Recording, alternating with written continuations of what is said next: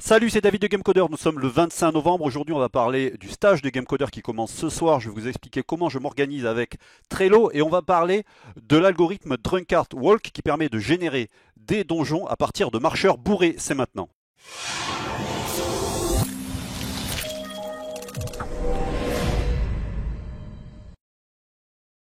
Alors la première actu, c'est bien sûr le stage des Gamecoder, le premier stage des Gamecoder, le Code Camp qui commence ce soir.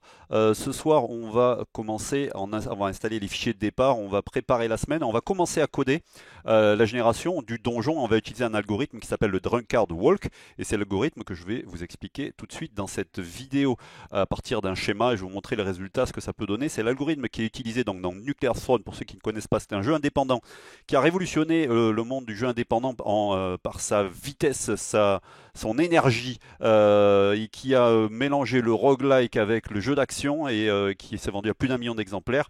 C'est Nuclear Throne, je vous invite à aller découvrir ce jeu.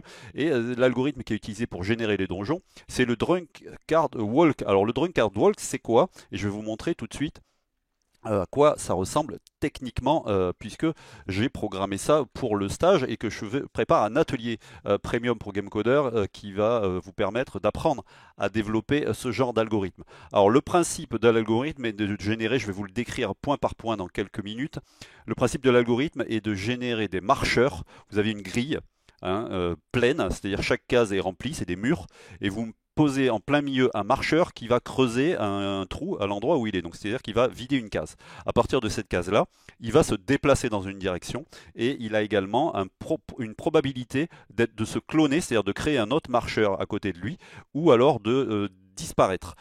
C'est ces probabilités-là qui vont générer la topologie des donjons et qui vont générer des donjons de différentes tailles, pas de différentes tailles, de différentes topologies. Je vais vous montrer tout de suite en changeant, vous voyez là, ces valeurs-là, les trois chances là, chance de créer un nouveau walker, chance que le walker soit détruit et chance que le walker change de direction. Et ça crée ça, donc je vous montre le résultat, puis ensuite je vous montre le flowchart. Donc chaque point rouge c'est un walker et j'ai volontairement ralenti la génération de donjons, normalement c'est instantané pour que vous voyez les walkers marcher dans toutes les directions, vous voyez qu'ils sont complètement bourrés et que quand ils rencontrent un mur, ils creusent ce mur et qu'ils peuvent se cloner ou disparaître. Si je change par exemple le nombre de chances que le walker change de direction, là il avait 90% de chances de changer de direction, je lui mets uniquement 10% de chance, je fais exprès de mettre une valeur extrême pour que vous voyez tout de suite le résultat. Ça donne des walkers qui vont avancer tout droit et des fois sur de longues distances. Et donc ça va faire un donjon comme ça avec des grands couloirs et des grandes lignes. Si alors je vais laisser ça. Les chances de créer des nouveaux walkers, si je le réduis également au minimum, enfin quasiment au minimum à 10%, ça va faire moins de walkers et donc du coup ça va faire beaucoup moins de grosses zones. D'ailleurs, vous voyez, il se clone quasiment jamais à 10% parce que c'est une probabilité qui est exécutée sur chacun des walkers, donc ça fait assez peu de chance. Et donc on attend, pourquoi ça ne s'arrête pas? Parce que j'attends d'avoir creusé 833 trous, c'est-à-dire les 2 tiers de mon donjon. Hop, voilà, le donjon est terminé. Je vais mettre un peu plus de chance, je vais mettre 30% de chance de cloner. Voilà, et donc de temps en temps, on a des petits walkers qui apparaissent. Hop là, il y a eu, ça s'est lâché sur la fin parce qu'il y en a eu d'un seul coup beaucoup et que le pourcentage de chance qu'il soit détruit est réduit. Plus il y a de walkers, moins il y a de chances que les walkers soient détruits. Et du coup, ça génère, vous voyez, des topologies complètement différentes. Et je vous explique tout de suite. Alors, je vais remettre les valeurs que j'avais au tout début pour avoir le donjon façon Nuclear Throne, c'est-à-dire avec des grosses zones creusées, des grosses zones vides et juste quelques petites cases qui restent au milieu et des murs assez destroy sur les côtés. Donc ça c'est vraiment l'algorithme original de Nuclear Throne. On peut très bien générer à partir du milieu, ça générerait quelque chose d'un peu moins sur les bords également. C'est l'avantage quand on programme de zéro et qu'on a son propre algorithme plutôt que d'utiliser des assets externes ou des librairies externes, c'est qu'on maîtrise complètement le résultat qu'on va obtenir. Et donc on va bouger des paramètres, on va changer des choses, on va expérimenter. On est un peu comme un laborantin, un scientifique dans un laboratoire, et on fait des expériences, et c'est ça qui va créer l'originalité de votre jeu, l'originalité de vos donjons, l'originalité de votre gameplay. Bah, c'est de maîtriser un maximum le code que vous avez implémenté, et le mieux bah, c'est de travailler en pur code et de savoir vraiment programmer et de programmer complètement pour obtenir le résultat qu'on a dans la tête et non pas le résultat que notre aura réfléchi à votre place. Donc voilà l'algorithme, je vous le décris via un flowchart, c'est un flowchart maison. Moi j'ai utilisé un peu ma technique, tiens je vais pousser ce truc là, ça va être plus joli. J'ai utilisé ma propre technique de dessin. On est proche du flowchart que vous apprendrez peut-être à l'école si si vous allez à l'école, mais je l'ai un peu amélioré pour avoir des boucles qui prennent pas trop de place. L'avantage et le principal, c'est que le flowchart soit lisible et qu'on puisse l'utiliser pour travailler.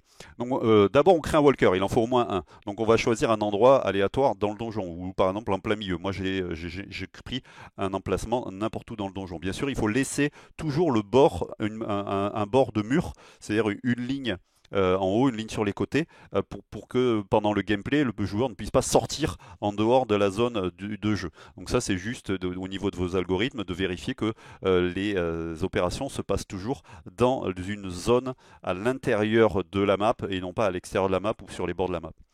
Pour chaque walker, on creuse. Donc ça, c'est la première chose à faire. Alors, au début, il n'y a qu'un seul walker. Donc on va creuser à l'endroit où il est. On va enlever la case qui était un mur. On va mettre un trou à la place. Ensuite, on va décider est-ce que la probabilité de destruction de walker est exécutée. Par exemple, si on a 50% de chance, ben on va tirer un dé. Vous tirez un dé, par exemple, sur 100. Et si vous obtenez de 1 à 50, c'est que la probabilité est remplie. À ce moment-là, vous prenez un walker dans la liste au hasard et vous le détruisez. Donc s'il n'y en a qu'un au début, il va être très facilement détruit parce qu'il est tout seul.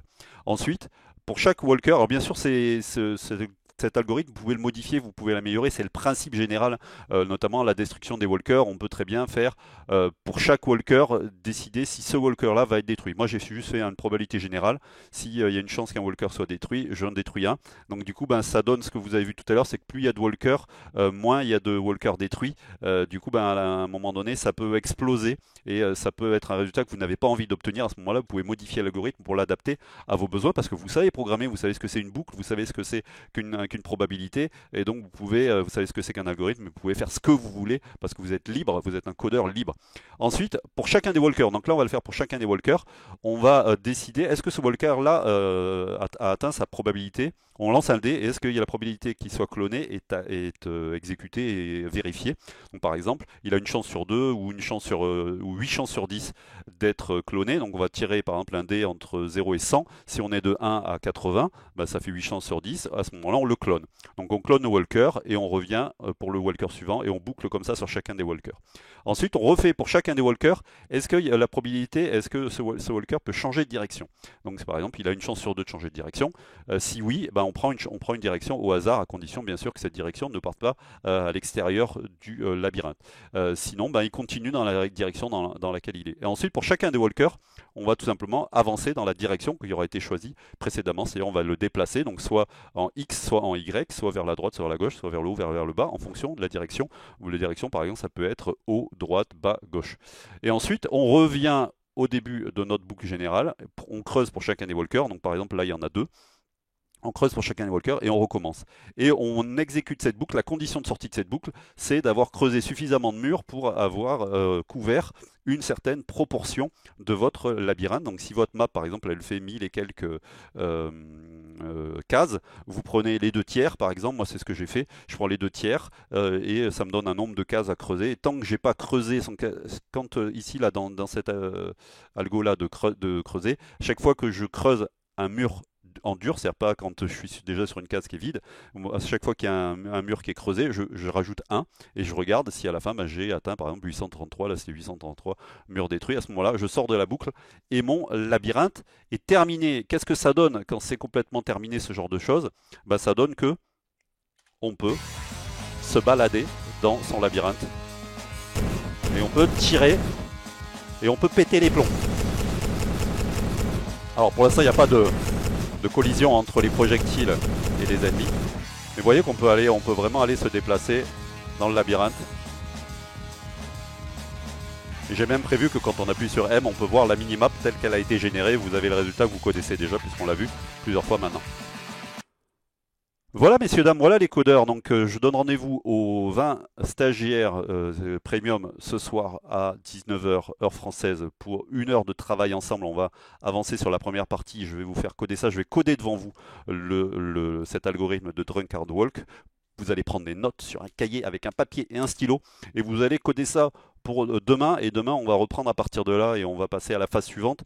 On va travailler sur le Trello comme je vous ai montré tout à l'heure. Pour les autres, vous attendez l'atelier Drunkard World qui va être mis en ligne incessamment sous peu. Je vais voir si je peux le faire cette semaine en même temps que le stage pour pouvoir apprendre vous aussi, même si vous n'avez pas participé au stage, vous aussi à générer un donjon de type Drunkard World, de type Nuclear Throne. Après, à vous de coder ce qui manque pour pouvoir vous déplacer à l'intérieur. Tout ça, c'est ce qu'on va faire par contre dans le stage en interaction, en live. On va pouvoir se parler en audio, en vidéo. Je vais pouvoir coder devant vous, répondre à vos questions, vous montrer des choses, explorer des pistes. Donc c'est le principe du live, c'est l'interactivité immédiate avec vous, mes élèves. Et puis pour les autres, si vous vous sentez l'âme d'un codeur et que vous voulez rejoindre la formation en ligne Game Coder, vous avez tous les liens dans la description de la vidéo. À partir de 19 € par mois, vous pouvez rejoindre en premium la formation Game Coder et accéder au live, accéder aux ateliers. Il y a plus de 50 ateliers de formation à la difficulté progressive. Vous pouvez passer de débutant à programmation avancée, Unity, C#, 2D, 3D, algorithmie, Axe, JavaScript, pixel art, méthode de travail. Vous avez tout ça dans la formation Game Coder. On est plus de 1500 aujourd'hui sur Game Coder. Je vous remercie de m'avoir écouté. Un pouce comme ça si vous aimez ce genre de vidéo. Vous pouvez vous abonner à ma chaîne, on est bientôt 10 000. Merci de m'avoir écouté, je vous embrasse. Croyez en vous, bon code, salut.